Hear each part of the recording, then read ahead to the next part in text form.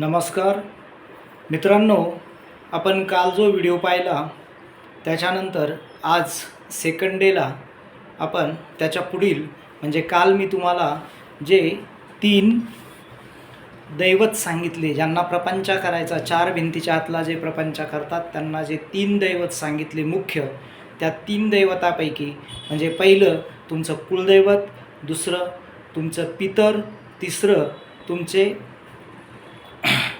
आई वडील, या 3 दैवतापैकी आज आपण कुलदैवत पाहू.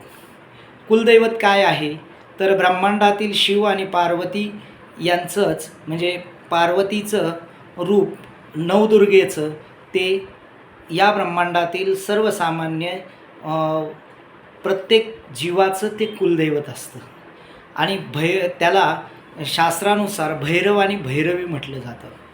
तसं प्रत्येक उदाहरणार्थ तुम्ही या महाराष्ट्रामध्ये राहता म्हणजे या महाराष्ट्रामध्ये 3.5 पीठं सांगितलेली आहेत. पहिलं तुळजापूरचं तुळजाभवानी माता, दुसरं माहूरचं रेणुका माता, तिसरं कोल्हापूरची लक्ष्मी आणि अर्धं जे पीठ सांगितलं ते वणीची सप्तशृंगी. आता काय असतं की या प्रत्येक देवीला एक भैरव असतो. म्हणजे भैरव कोण तर समजा आता तुळजापूरची तुळजाभवानी, तिचा भैरव कोण आहे तर जेजुरीचा खंडोबा. असं प्रत्येकाला ते एक कुलदैवत असतं. मग या कुलदैवताचं प्रत्येक कुलदैवताचा कुलाचार असतो आणि कुलदैवताचं स्थान हे आपल्या घरामध्ये कुठं असतं हे बऱ्याच जणाला माहीत नाही. आता कुलदैवताचं जे स्थान असतं ते आपल्या उंबऱ्याच्या घराच्या आतमधून जो उंबऱ्याचा आतला भाग असतो या ठिकाणी येते 24 आवर्स आपलं कुलदैवत आपल्यावर जर कृपा असेल, त्याची प्रसन्न असेल तर ते कुलदैवत आपल्या घराची रक्षण करण्याकरता त्या उंबऱ्याच्या वरच्या भागामध्ये आपलं कुलदैवत सदैव स्थायी असतं. ते काय करतं तर कुलदैवताची कृपा असेल तर तुमच्या घरामध्ये कुठल्याही प्रकारची निगेटिव्ह एनर्जी येणार नाही.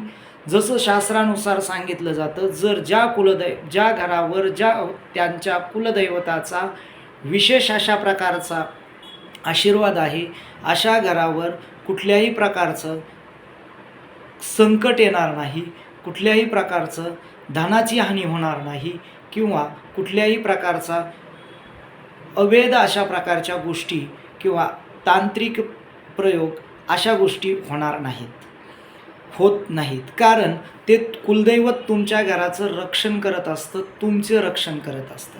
मग या कुलदैवताचा आता काय होतं की आज जर आपण पाहिलं समाजामध्ये तर 70% लोकांना कुलदैवतच माहीत नाही. बरेचसे लोक बोलतात आम्हाला आमचं कुलदैवत माहीत नाही. कारण का बरं, या कुलदैवताचा कुलाचार सांगितला. आता पहिलं काय सांगतो मी तुम्हाला, लक्षात घ्या की या कुलदैवताचा जर कोप झाला तर त्याचे साईड इफेक्ट काय असतात किंवा त्या कुलदैवताचा कोप असेल तर तुमच्या घरात काय होतं.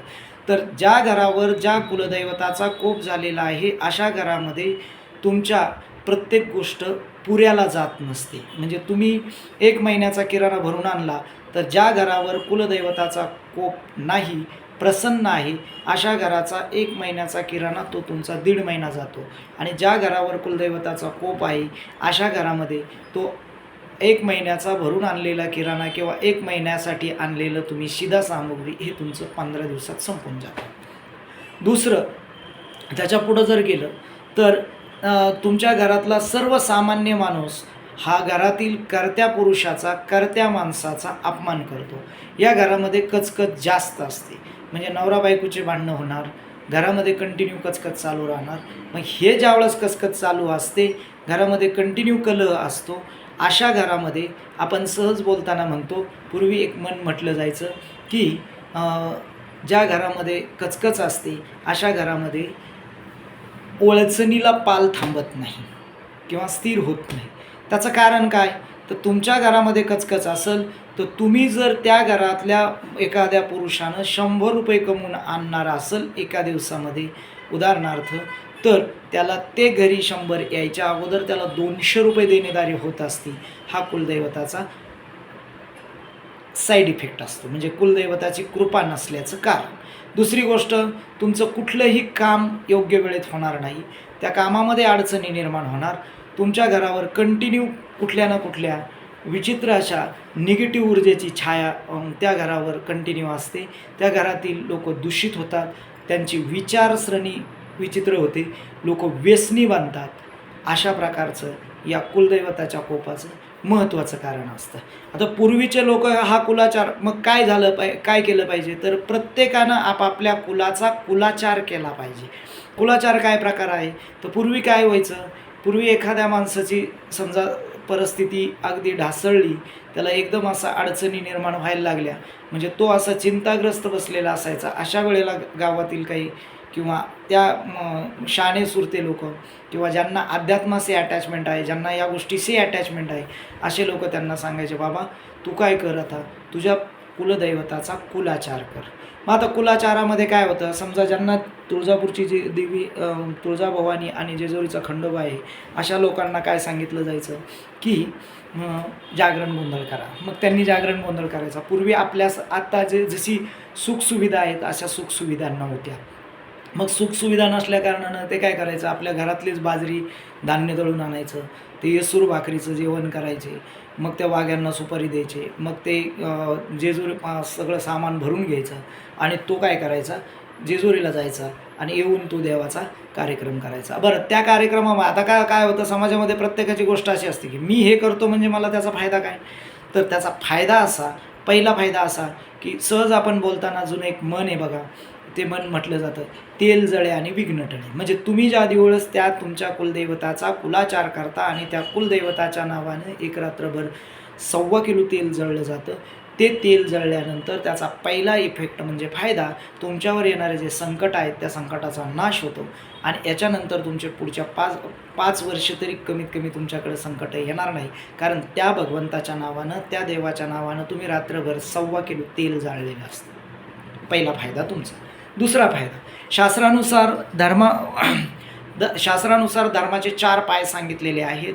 आता कलियुगामध्ये फक्त एकच पाय शिल्लक आहे, तो म्हणजे दानाचा, आणि दानामध्ये अन्नदान हे सर्वश्रेष्ठ सांगितलेलं आहे. मग असं सर्वसामान्य लोकांकडे अन्नदान होतं का? 100% नाही. मग त्या निमित्तानं काय होतं की तुमच्या घरी जे तुम्ही जेवण केलेलं असतं ते सगळ्यांना तुम्ही सांगितलेलं असतं. तुमच्या जवळ एक अपत्यांना, नातेवाईकांना, जवळच्या प्रेमाच्या संबंधाच्या लोकांना, मग ते लोक संध्याकाळी जेवायला येतात आणि मग ते जेवण जेवल्याचा परिणाम म्हणजे तुमच्या दारामध्ये ते 100-200 पात्र उठतात. म्हणजे त्याचं पुण्य तुम्हाला, अन्नदानाचं पुण्य तुम्हाला लाभतं. तिसरं म्हणजे तुम्ही त्या भगवंताच्या नावानं जागर करता, रात्रभर जागर होतो आणि जागर झाल्याचा परिणाम म्हणजे सकाळी त्याचं प्रत्यक्षात तुम्हाला रूपांतर, म्हणजे क्विक ॲक्शन फळ ज्याला म्हटलं जातं. म्हणजे हा कार्यक्रम तुम्ही केला, पहिलं तुम्हाला तुमचं तेल जळलं, त्याच्यापासून तुमचं विघ्न टळले. दुसरं तुम्ही अन्नदान केलं, तुम्हाला तुमच्या दारामध्ये 4 पात्र उठली म्हणजे तुम्हाला अन्नदानाचं पुण्य भेटलं. आणि तिसरं तुम्ही भगवंताचं नामस्मरण केलं रात्रभर, म्हणून सकाळी तुम्हाला त्याचं प्रत्यक्षात लगेच फळ भेटलं. ते म्हणजे तुम्ही ते जे लोक तुमच्याकडे जेवायला आलेले असतात किंवा ते तुमचे नातेवाईक असतात, हे काय करायचे, म्हणजे जवळचे नातेवाईक आहेत, हे तुम्हाला ओले कपड्यांचा आहेर आणायचे. आणि जे लोक दुसरे बाकीचे होते हे लोक काय करायचे, 10 रुपये 5 रुपये अशा स्वरूपाचा तो आहेर करायचे. दुसऱ्या दिवशी ज्यावेळेस हा कार्यक्रम व्हायचा त्यावेळेस याचा पूर्ण कार्यक्रमाचा खर्च 1-2 हजार रुपये झालेला असायचा आणि याच्याकडे रक्कम जमा व्हायची 3-3.5 रुपये. म्हणजे तुम्ही ते कार्यक्रम केल्याबरोबर तुम्हाला त्याचं फळ काय भेटलं, तर लगेच क्विक ॲक्शनला तुम्हाला त्याचे 3,000 रुपये, म्हणजे ते कार्यक्रम वजा झाला. परिणाम काय व्हायचा की त्याची प्रगती कशी सुधारायची, तर परिणाम असा व्हायचा, त्याच्याकडे जे 3,000 रुपये जमा झाले त्याच्यातला तो खर्च 2,000 रुपये झाले आणि 1,000 रुपये त्याच्याकडे बॅलन्स राहिले. त्या 1,000 रुपयात बॅलन्स राहिल्यामुळं आणि त्याने जो त्या कार्यक्रमासाठी किराणा भरला होता तो तुम्हाला पुढं 2 महिने तो किराणा पुरला गेला. परिणामी त्याला पुढचे 2 महिने त्याच्या घरातल्या लोकांनी जे काम केलं त्याचे जे पैसे आले ते पूर्णपणे त्याच्या बॅलन्स झाले. आणि पूर्वी कपड्याला त्याला एवढी महत्त्व दिलं जात नव्हतं, म्हणून काय व्हायचं, त्या लोकांना जे कपडे घेऊन यायचे नातेवाईक ते त्यांना 1-2 वर्ष पुढं कपडे लत्ता घ्यायची गरज पडायची नाही. जसं शास्त्रानुसार म्हटलं जातं की पैशाकडे पैसा ओढला जातो, मग परिणाम काय व्हायचा, याच्याकडे ते 1,000 रुपये शिल्लक राहिले आणि त्याने 2 महिने काम केलं, त्याच्यात परत त्याचे 2-2 हजारांनी म्हणजे तेच असे मिळून याच्याकडे 5-6 हजार रुपये जमा झाले. परिणामी पुढचे वर्ष 2 वर्ष असं पैशाला पैसा जुळत 2-4 वर्षात त्याच्याकडे भरपूर असे पैसे जमा झाले. परिणामी त्याच्या गावातले एक जणाची शेती विक्रीला निघाली आणि एक जणाने सांगितलं, बाबा ती शेती घेतो का? तर त्यांनी ती घेतो म्हणून घेतली. परिणामी काय झालं, त्याची असणारी शेती आणि ती घेतलेली शेती असं मिळून त्याचं उत्पन्न वाढलं. लोकांनी सांगितलं, बघा त्यानं देवाचा का हे केला, म्हणजे जागर केला, देवाचा त्याने कार्यक्रम केला आणि त्याच्यानंतर त्याची प्रगती वाढली. म्हणजे प्रगती कधी होते तर या अशा स्वरूपाने होत असते. म्हणजे देवा कुलाचा कुलाचार केला आणि आपण आपल्या कुलाचा कमीत कमी तुमच्या दारामध्ये अन्नदान हे कमीत कमी 3 ते 4 वर्षांनी झालंच पाहिजे आणि प्रत्येक वर्षाला तुम्ही तुमच्या कुळाला गेले पाहिजेत, कुलाचा कुलाचार केला पाहिजे. या सगळ्याचं फळ तुम्हाला क्विक ॲक्शन लगेच भेटतं.